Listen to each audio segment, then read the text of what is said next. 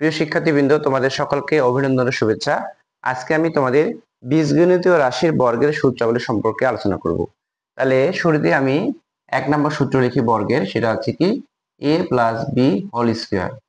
তাহলে a plus b whole square বলতে এখানে a প্লাস বি আছে দুইটা, তাহলে আমরা দুইটাকে গুণ অবস্থায় লিখব a plus b into a plus b. তাহলে a প্লাস বি যেহেতু দুইটা আছে, তাহলে আমরা এটাকে সাধারণ নিয়মে গুণ করব। তাহলে a আর a গুণ করলে a স্কয়ার, প্লাস a এর সাথে b গুণ করলে ab, প্লাস b এর সাথে a গুণ করলে ab, প্লাস b আর b গুণ করলে b স্কয়ার। তাহলে এখন আমরা এটাকে যোগ করব। তাহলে a স্কয়ার প্লাস ab যোগ করলে 2ab প্লাস b স্কয়ার। তাহলে আমরা a plus b whole square সূত্র পেলাম, কি a square plus 2a plus b square.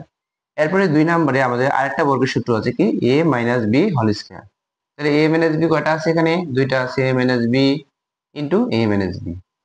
তাহলে এটাকে আমরা সাধারণ নিয়মে গুণ করব। তাহলে a আর a গুণ করলে কি হবে? a স্কয়ার, a এর সাথে মাইনাস b গুণ করলে মাইনাস ab, মাইনাস b এর সাথে a গুণ করলে মাইনাস ab, আর মাইনাস b গুণ করলে প্লাস প্লাস b স্কয়ার।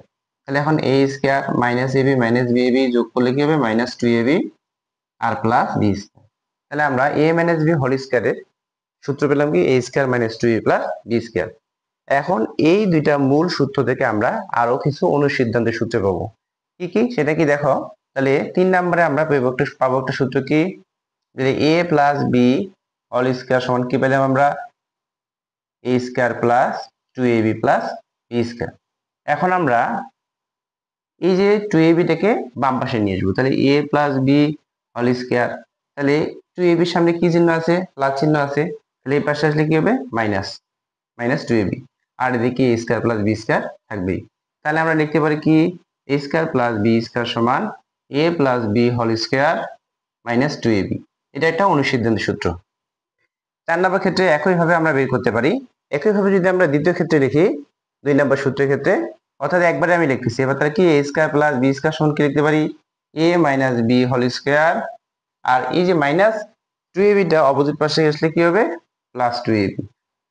তাহলে আমরা এখানে দুইটা অনুসিদ্ধান্ত সূত্র পেলাম, আর এই দুইটা হচ্ছে আমাদের মূল সূত্র।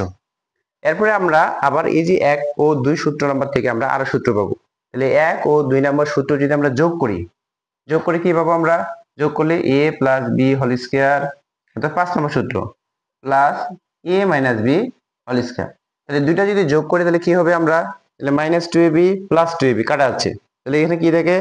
a স্কয়ার দুইটা, তাহলে 2a square plus b square যোগ করলে কি হবে? 2b square.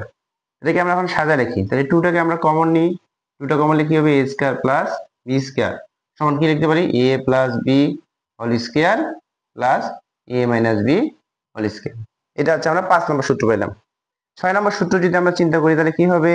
এবার যদি আমরা a plus b whole square আর হচ্ছে a minus b whole square যদি আমরা বিয়োগ করি, তাহলে এখানে বিয়োগ করলে কি হবে? তাহলে আমরা একবারে লিখতেছি। তাহলে কি a plus b whole square minus a minus b whole square. তাহলে বিয়োগ করলে কি হবে? বিয়োগ করলে কিন্তু আমাদের a স্কয়ার কেটে যাবে, b স্কয়ার কি হবে? কেটে যাবে। তাহলে কি থাকবে এখানে? 4ab, অর্থাৎ প্লাস 2ab, আর হচ্ছে কি এখানে সামনে বিয়োগ করার কারণে মাইনাসটা কি হবে? প্লাস হবে। তাহলে কি পাচ্ছি? 4ab, অর্থাৎ আমরা লিখতে পারি 4ab সমান কি পাই আমরা? a plus b whole square minus a minus b whole square. তাহলে আমরা মোট সূত্র পেলাম, মূল সূত্র 2টা, আর অনুসিদ্ধান্তের সূত্র পেলাম আমরা 1টা 2টা 3টা 4টা। ওকে, সকলকে ধন্যবাদ।